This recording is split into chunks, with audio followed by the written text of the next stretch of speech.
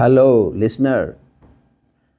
देखिए, आज हम अ, एक ऐसी बॉडी कंडीशन के बारे में बात करेंगे जिसके कारण विश्व में करोड़ों लोगों का जीवन प्रभावित होता है। मैं डॉक्टर रामावतार शर्मा।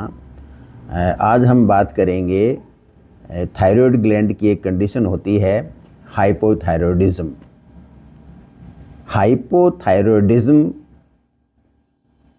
उस वजह से होता है जहाँ पर जो थायराइड ग्लैंड हमारी बॉडी में होती है, जो कि हमारी जो मेटाबॉलिक एक्टिविटीज़ हैं उनको नियमित रखने वाली धुरी है थायराइड ग्लैंड। मेटाबॉलिज्म नियंत्रित करने के अलावा थायराइड ग्लैंड हमारे शरीर में जो ऊर्जा का उत्पादन होता है और उसका जो उपयोग होता है उसमें भी सबसे महत्वपूर्ण भूमिका निभाती है। और ये भूमिका निभाने के लिए थायराइड है वो दो तरह के हार्मोन, जिनको T3 और T4 कहा जाता है सामान्य भाषा में, वो हार्मोन बनाती है। जब किसी कारणवश थायराइड में T3 और T4 का निर्माण बाधित हो जाता है तो शरीर में इनकी कमी के कारण जो हमारा पूरा शरीर है वो आवश्यकता से अधिक सुस्त पड़ जाता है, और ऐसा होने से हमारी दैनिक गतिविधियां बाधित हो जाती हैं। ऐसे होने के जो मुख्य कारण होते हैं उनमें है ऑटो इम्यूनिटी, शरीर में आयोडीन की कमी, कुछ दवाएं जो हम दूसरी बीमारियों के लिए लेते हैं उनके दुष्प्रभाव से भी ऐसा हो सकता है, या गर्दन में थायराइड ग्लैंड के ऊपर किसी वजह से कोई सर्जरी करनी पड़ जाए, या फिर कोई रेडिएशन हो जाए, उसकी वजह से भी थायराइड है उसका फंक्शन है वो डिस्टर्ब हो जाता है। यहाँ ये भी देखा गया है कि जो हाइपोथायरॉयडिज्म की बीमारी है वो पुरुषों की तुलना में महिलाओं में ज़्यादा होती है। अब सवाल उठता है, हम कैसे पहचानेंगे कि हम हाइपोथायरॉयड की स्टेट में आ गए हैं? तो उसके कुछ से लक्षण होते हैं। जो मुख्य लक्षण होते हैं उनमें एक तो डिस्प्रपोर्शनेट टायर्डनेस, यानी जितना आप काम करते हो उससे कई गुना ज़्यादा आप में थकान आती है। वज़न आपका अचानक बढ़ने लग जाता है। आप चाहे एक्सरसाइज करो, चाहे डाइट कंट्रोल करो, फिर भी आपका वज़न बढ़ता जाता है। तो सडनली यदि आपका वज़न बढ़ता है तो आपको थायराइड के बारे में सोचना चाहिए। आपको सर्दी भी और लोगों की तुलना में कहीं ज़्यादा लगने लग जाती है, और ठंडा मौसम आपको अच्छा नहीं लगता है। कई बार अचानक बाल बहुत तेज़ी से झड़ते हैं, ये भी थायराइड का एक लक्षण होता है। या फिर जो आपकी स्किन है वो बिल्कुल ड्राई रहने लग जाती है। सारे प्रयासों के बावजूद भी त्वचा है वो खुश्क रहती है। कई लोगों के कॉन्स्टिपेशन, सडन कॉन्स्टिपेशन हो जाता है और वो मैनेज नहीं होता है दवाओं से। कुछ लोगों में डीप डिप्रेशन आता है। तकरीबन हर रोगी में हृदय की गति यानी पल्स रेट है वो स्लोवर साइड में हो जाती है, 60 या 60 से पर मिनट से कम रहने लग जाती है। और बहुत सारे लोगों में याददाश्त है उस पर बड़ा नकारात्मक असर पड़ता है, नेगेटिव इफेक्ट आता है। यहाँ इस बात का ध्यान रखना चाहिए कि जो ऊपर मैंने जितने भी बताई हैं वो बहुत सारी दूसरी कंडीशन में भी ऐसे लक्षण होते हैं। इसलिए हाइपोथायरॉयडिज्म है वो जल्दी से डायग्नोज नहीं होता है, क्योंकि बहुत सारे कारण होते हैं जिनमें ये जो ऊपर मैंने बताए हैं 10-15 लक्षण, ये उनमें भी हो सकते हैं। इसलिए यहाँ पर एक तो आम जनता के अंदर जागरूकता होनी चाहिए थायराइड को लेकर के, और डॉक्टर को भी एक्स्ट्रा क्यूरियस होना चाहिए। वो रोगी की पूरी बात को ढंग से सुने और उसमें एक sense of investigation to attain diagnosis, वो एक्स्ट्रा उसके अंदर यदि क्यूरियोसिटी होगी तो बीमारी जल्दी पकड़ में आती है।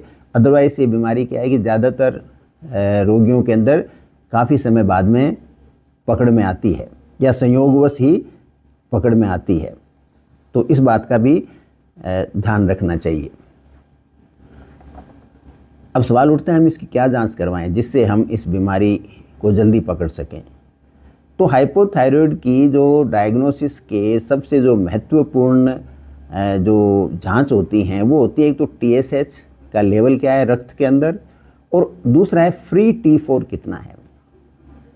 हालांकि हमारे यहाँ ज़्यादातर इंडिया के अंदर डॉक्टर्स हैं वो पूरा थायराइड प्रोफाइल करते हैं जिसमें T3, T4 और TSH तीनों ही होते हैं। आप तीनों भी करा सकते हो, लेकिन फाइनल डायग्नोसिस के लिए फ्री T4 और फ्री TSH ये आपकी डायग्नोस्टिक जो एक्यूरेसी है उसको बढ़ाते हैं। इसलिए बेहतर होगा कि ये जांच आप ज़रूर कराएं। यहाँ एक बात और ध्यान में रखनी चाहिए कि कई बार शरीर में बीमारी तो होती है, क्लिनिकली सारे सिम्टम हैं, और जो ब्लड की जांच कराते हो वहाँ सब कुछ नॉर्मल आता है। तो नॉर्मल ब्लड की जांच यह नहीं बताती है कि आपके बीमारी नहीं है। ठीक इसी तरह कई बार एबनॉर्मल आ सकता है, खास करके TSH लेवल, और उसके हिसाब से आपके बीमारी है, लेकिन वास्तव में बीमारी नहीं होती है। इसलिए डॉक्टर की जो कॉम्पिटेंसी है वो बहुत इम्पॉर्टेंट है, और आप लक्षणों को अच्छी तरह जानो वो भी बहुत ज़रूरी है। जहाँ तक इलाज का सवाल है, तो जो हार्मोन कम हो गया है,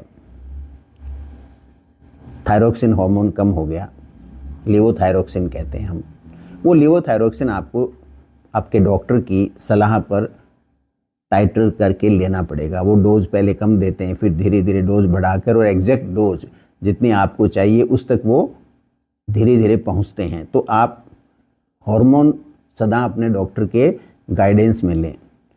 इसके अलावा आप क्या कर सकते हैं, एक तो संतुलित भोजन, खास करके ऐसा भोजन जिसमें आयोडाइन और सेलेनियम आपके भोजन का हिस्सा हो, या आपको जो पानी है या नमक है उसके अंदर आपको ये दोनों सप्लीमेंट मिलें।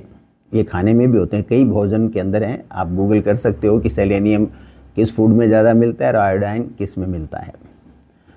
और दूसरा एक इम्पॉर्टेंट एस्पेक्ट है कि हमें कोशिश करनी चाहिए कि हम 7 से 8 घंटे सोएं। ऐसा सोने से हमारी हार्मोन हेल्थ अच्छी रहती है, थायराइड हेल्थ है वो उस पर काफ़ी निर्भर करता है। मानसिक तनाव है उसको हम कैसे एक नियंत्रित रेंज के अंदर ही रखें, उसके लिए आपको जो भी तरह तरह की लाइफ से लेकर जो विधियां हैं वो सीखनी चाहिए, जीवन पर्यंत सीखती रहनी चाहिए। रेगुलर एक्सरसाइज करें, और अंत में आप इस भ्रम से सदा बचें कि हाइपोथायराइड भोजन या किसी अन्य तरीके से पूर्णतया ठीक हो सकता है। ऐसा होता नहीं है, क्योंकि यहाँ बीमारी नहीं है, यहाँ आपके शरीर में हार्मोन कम बन रहा है या बन ही नहीं रहा है। तो ऐसे के अंदर तो आपको नेचुरल हार्मोन रिप्लेस करना होगा। तो इसमें जो हम जिसको दवा कहते हैं वो मूलतः दवा नहीं है, वो हार्मोन रिप्लेसमेंट थेरेपी है। आपका शरीर हार्मोन बना नहीं रहा है तो आपको हार्मोन बाहर से लेना पड़ रहा है।